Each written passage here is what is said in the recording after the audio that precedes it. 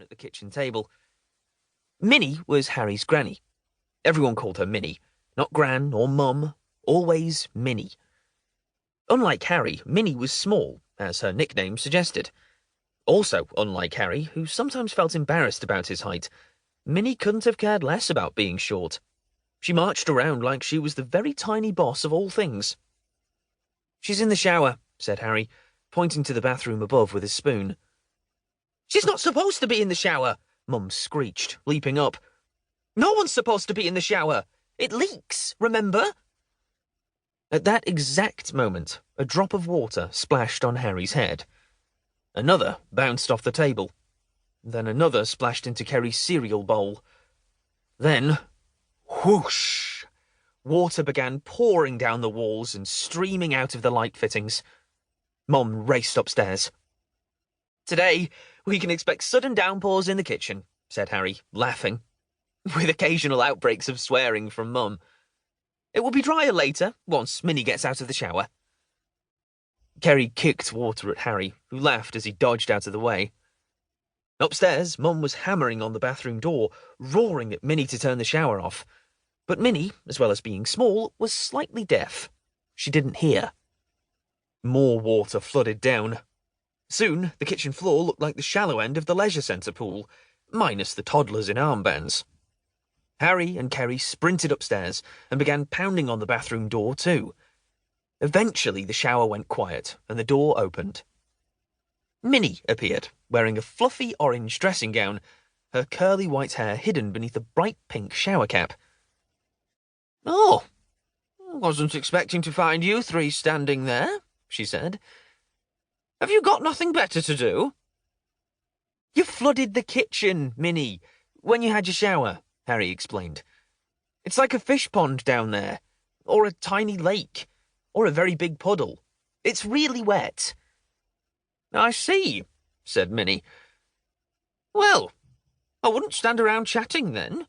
You better get downstairs and sort it out." Chapter 2. Back in the kitchen, the water had stopped pouring down the walls, but it was now pretty deep. A hamster would have had to do doggy paddle in it. That's how deep. "Take these brooms and start sloshing it out of the back door," said Mum. "I'll call the plumber." Harry and Kerry did as they were told, shunting small tidal waves of water across the kitchen floor and onto the patio outside. Then Mum appeared in the doorway, frowning. "The plumber can't come until 5 p.m, and it's going to take ages to get all this water out," she said. "One of you will have to take Minnie to the awards." "What awards?" asked Harry. "The Court Short Awards," Mum said. "It's the biggest annual Loo Roll awards ceremony in the country," Kerry explained. "Minnie's getting the Lifetime Achievement Award." "That's why she's staying with us," said Mum. "Keep up, Harry. That's also why I have the day off work. I was going to treat her, take her shopping for a new outfit, take her to the hairdressers, and then go to the awards.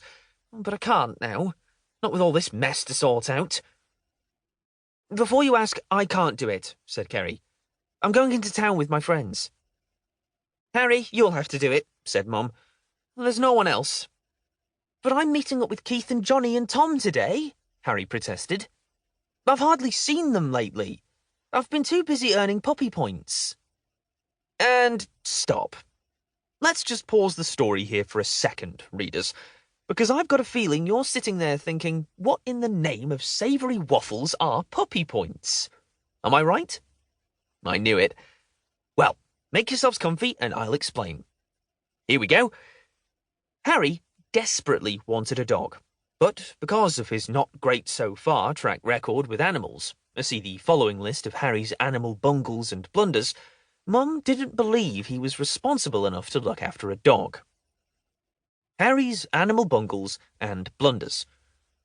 Breaking the fence while practicing kickboxing so that Primrose and Daisy got in. Losing the school gerbil under the floorboards for 3 whole days. Letting his stick insects escape. They were still showing up all around the house now, in Kerry's sock drawer, on the remote control, swinging on the bathroom light pull. Being trampled by a lamb on a farm visit. Getting a woodlouse stuck down his trouser leg. Having his chips stolen by a seagull on a trip to the seaside.